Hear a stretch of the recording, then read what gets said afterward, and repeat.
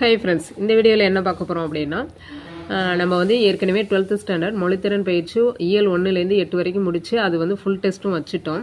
அதில் வந்து ஒரு சில பேர் வந்து டவுட்டு கேட்டிருந்தீங்க. உங்களுடைய சந்தேகங்களை வந்து இந்த வீடியோவில் வந்து பார்க்கலாம். ஃபஸ்ட்டு வந்து என்ன அப்படின்னா, கற்றுக் கொடுக்கும் அப்படிங்கிறது வந்து வினையெச்சம் தானே, இதில் வந்து வினையெச்சம் தானேன்னு கேட்டிருந்தாங்க. இப்போ பாருங்கள், வல்லினம் வந்து மிகாதுங்கிற மாதிரி கேட்டிருந்தாங்க. இது வந்து கற்று அப்படிங்கிறது பார்த்தீங்க அப்படின்னா வன்தொடர் குற்றியலுகரம். அதாவது வல்லின மெய்யெழுத்துக்களை தொடர்ந்து குற்றியலுகிற எழுத்துக்கள் வந்தால் அது வந்து வன்தொடர் குற்றியலுகிற எழுத்து. அப்போ வன்தொடர் குற்றியலுகரத்தில் வல்லினம் மிகும் சொல்லிட்டு இது நான் ஏற்கனவே வீடியோவில் வந்து இந்த இயல் நடத்தும் போது நான் நடத்தி போட்டிருக்கேன். அந்த வீடியோவை பார்த்துருந்தீங்கன்னா இந்த டவுட்டெல்லாம் கேட்க மாட்டீங்க. அது பார்க்காம டைரெக்டாக வந்து கேட்குறீங்க. சரி, ஓகே. அப்போ வந்து இந்த வல்லின மெய் எழுத்தை தொடர்ந்து உங்களுக்கு குற்றியலுகிற எழுத்துக்கள் வந்துச்சுன்னா அது வந்து வன்தொடர் குற்றியலுகரம். அப்போ வந்து வல்லினம் மிகும். அதே போல் இன்னொரு டவுட்டு கேட்டிருந்தீங்க, என்ன அப்படின்னா, கூர்ந்த கவனம்.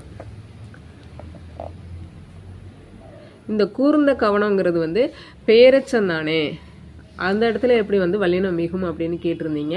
நான் அதுக்கும் வந்து உங்களுக்கு விளக்கம் கொடுத்துருந்தேன். இங்கே பாருங்கள், பெயரெச்சங்கிறது அதாவது உங்களுக்கு எச்சவினையை தொடர்ந்து பெயர் சொல் வந்தால் அது வந்து பெயரெச்சம், எச்சவினையை தொடர்ந்து வினைச்சொல் வந்தால் அது வந்து வினையச்சம்னு சொன்னேன். நம் வாழ்க்கையின் தரம் நமது கவனத்தின் தரத்தை பொறுத்து இருக்கிறது. புத்தகம் படிக்கும் பொழுது கூர்ந்த கவனம் அறிவை பெறுவதற்கும், அப்போ கவனம் செலுத்துதல், அப்போ அந்த இடத்துல ஒரு வினை தான் நடக்குது. கவனம் செலுத்தினெல்லாம் நீங்கள் அறிவை பெறுவதற்கும் வளர்ப்பதற்குமான அடிப்படை தேவையாகும். அப்போ கவனம் செலுத்துதல்ங்கிறது என்ன, ஒரு வினைச்சொல். அப்போ எச்ச வினையை தொடர்ந்து ஒரு வினை சொல் வந்திருக்கிறதுனால இது வந்து அகரையீற்று வினையச்சம்னு பேர். அப்போ நீங்கள் வந்து இந்த கூர்ந்த வந்துச்சுன்னாவே பெயரச்சம் அப்படிங்கிறீங்க. அப்படி கிடையாது. எச்சவினையை தொடர்ந்து பெயர் சொல் வந்தால் அது பெயரச்சம், எச்சவினையை தொடர்ந்து வினைச்சொல் வந்தால் அது வினையச்சம். இந்த இடத்துல வந்து அகரையீற்று வினையச்சம். இத்தாவை பிரிச்சிங்கன்னா இத்து ப்ளஸ் அ, அப்போ வந்து அகரையீற்று வினையச்சம். அகரையீற்று வினையச்சத்தின் பின் வந்து நமக்கு வல்லினம் மிகும். நீங்கள் அந்த ஸ்டேட்மெண்ட் படிச்சிருந்தீங்கன்னா அதுவும் வந்து புரிஞ்சிருக்கும். பாருங்க, ஆடச் சொன்னார் ஓடி போனார். இதில் பாருங்கள், அகர இகர ஈற்று வினையச்சொல்களுடன் புணர்கையில் வல்லினம் மிகும். ஆட அப்படின்னங்கட்டுமே நீங்கள் வந்து உடனே பெயரச்சம்னு சொல்லக்கூடாது. அது இட்டு ப்ளஸ் ஆன்னு பிரிஞ்சாலுமே அது எந்த சொல்லை கொண்டு முடியுது, வினையை கொண்டு முடியுது, வினைச்சொல்லை கொண்டு முடியுது. அப்போ வந்து இது வந்து அகரையீற்று வினையச்சம். ஓடி போனார் அப்படிங்கிறது இகரையீற்று வினையச்சம். அப்படி போகும்போது என்னன்னு சொல்லியிருக்காங்க, வல்லினம் மிகும் அப்படின்னு சொல்லியிருக்காங்க. அடுத்து பாருங்க, நீங்கள் கேட்ட இன்னொரு டவுட்டு, ஊன் அப்படின்னா என்ன, ஊன் அப்படின்னா என்ன அப்படின்னு கேட்டிருந்தீங்க. ஊன் வந்து உயிரிகளின் உணவு, அதாவது ஊன்னா உணவு, உயிர்களின் உணவு. ஊன்கிறது உயிரிகளின் உடல் பகுதின்னு சொல்லலாம், அல்லது இறைச்சி. இப்போ நம்ம ஊன் வந்து இறைச்சி அப்படின்னே படிச்சுட்டு திடீர்னு ஊன் உடல்னு கொடுத்தா உங்களுக்கு வந்து குழப்பமாக இருக்குது. இப்போ ஊன்கிறது உடல் பகுதி, உயிர்களின் உடல் பகுதி அல்லது இறைச்சி. ஊன்னா உயிர்களின் உணவு. ஓகேவா? அடுத்து இதில் வந்து நான் ஒரு கண்டென்ட் வந்து கவனிக்காமல் விட்டுருந்தேன், கவனக்குறைவு. அதாவது என்னென்னா, வனவிலங்கு காப்பகத்தில் சிங்க குருளையும்னு கொடுத்துருந்தேன், யானை குட்டின்னு கவனிக்காமல் யானை குட்டின்னு சொல்லிட்டேன். அது ஆக்சுவலாக வந்து யானை கன்றும் கண்டேன். அடுத்தது வந்து அதை வந்து திருத்திக்கிங்க, மாற்றிக்கிங்க. அடுத்தது பாருங்கள், பத்தியை படித்து தேவையான இடங்களில் நிறுத்தல் குறிகளை இட்டு எழுதுக. இது கொஞ்சம் நான் மாற்றி சொல்லிவிட்டேன். இந்த மாதிரி தவறுகள் இனிமேல் வந்து வராமல் பார்த்துக்கிறேன். இதுக்கு வந்து நான் வந்து மன்னிப்பும் கேட்டுக்கிறேன்.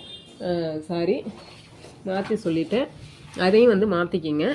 என்ன அப்படின்னா, இப்போ வந்து இது எப்படி வரும் அப்படின்னா, இளங்கோ அடிகள் சாத்தனாரிடம் அப்படிங்கிறது முன் செய்த வினை நிறைவேறும் காலம் என்றீர்களே. இந்த இடத்துல வந்து டபுள் கோட்ஸ் வந்து ஆரம்பிக்குது, இரட்டை மேற்கோள் குறி. இது வந்து ஆச்சரியக்குறி. அடுத்து, அவர்களுடைய முந்தைய வினை யாது, அதன் விளைவு என்ன, நிகழ்ந்த காலம் யாது, அதை நீங்கள் அறிந்திருந்தால் கூறுக என கேட்டார். இப்போ இந்த இடத்துல வந்து டபுள் கோர்ஸ் இங்கே வந்து முடியுது. அதாவது இளங்கோடிகள் வந்து சாத்தனார்கிட்ட வந்து ஆச்சரியமாக கேட்குறாரு. என்னென்னா, முன் செய்த வினை நிறைவேறும் காலம் என்றீர்களே, அவர்களுடைய முந்தைய வினை யாது, அதன் விளைவு என்ன, நிகழ்ந்த காலம் யாது, அதை நீங்கள் அறிந்திருந்தால் கூறுக அப்படின்னு சொல்லிட்டு ஆச்சரியமாக கேட்டார். இது எப்படி வந்து எந்த இடத்துல கம்மா வரும், எப்படி வந்து இரட்டை மேற்கோள் குறி வரும் அப்படிங்கிறத நம்ம நிறுத்தற் குறிகள் வந்து 8th new book 10th old புக்லாம் இருக்குது. அந்த கான்செப்டை படித்து புரிஞ்சுக்கிட்டோம்னா இது ஈஸி. ஓகே, இது பாருங்கள், இரட்டை மேற்கோள் குறி. இது எந்த இடத்துல வரும் அப்படின்னா, நேர்கூற்றுகளிலும் செய்யுள் அடிகளையோ அல்லது பொன்மொழிகளையோ குறிப்பிடும் இடங்களிலும் இரட்டை மேற்கோள் குறியை பயன்படுத்த வேண்டும். இப்போ எடுத்துக்காட்டு கொடுத்துருக்காங்க, எங்கெங்கே பயன்படுத்துமா, நேர்கூற்றில் வருங்கிறாங்க, செய்யுள் அடிகளை இடையில வந்து பயன்படுத்தினீங்கன்னா வருங்கிறாங்க, பழமொழிகள் கொடுக்கும்போது வருங்கிறாங்க.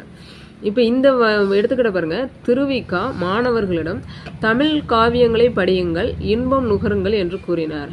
அப்போ வந்து இது என்ன கூற்று அப்படின்னா நேர்கூற்று. அப்போ திருவிக்கா மாணவர்களிடம் நேர்கூற்று சொல்லும்போது கமா போடணும்.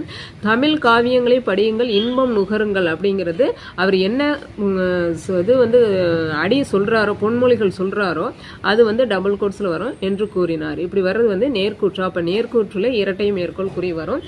அதே மாதிரி இந்த இடத்துல கமா வரும். அதை தான் நம்ம இங்கே பயன்படுத்தியிருக்கோம்.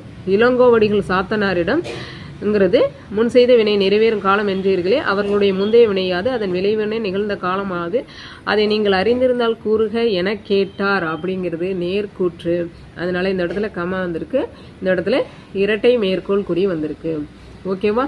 நிறுத்தற் குறிகள் தேவை ஃபுல்லாக வந்து விளக்கம் கொடுக்கணும்னா கமெண்ட் பண்ணுங்க. நான் அது வந்து ஃபுல்லாக விளக்கம் கொடுக்குறாருந்தாலும் கொடுத்துட்றேன். ஓகே, நீங்கள் கேட்ட சந்தேகங்கள் அனைத்தும் வந்து விளக்கிவிட்டேன். ஓகே, இதுலேயும் இன்னும் எதுவும் சந்தேகங்கள் இருந்தால் கேளுங்க. மேக்ஸிமம் நீங்கள் எல்லோரும் கேட்ட சந்தேகங்கள் சொல்லிட்டேன். ஓகே ஃப்ரெண்ட்ஸ், அடுத்த வீடியோவிலேருந்து நம்ம 11th ஸ்டாண்டர்ட் மொழித்திறன் பயிற்சி பார்க்கலாம். நெக்ஸ்ட் வீடியோவில் 11th ஸ்டாண்டர்ட் மொழித்திறன் பயிற்சி இனிமேல் 2 இயலாக வந்து பார்க்கலாம். ஃபாஸ்ட்டாக போகலாம்.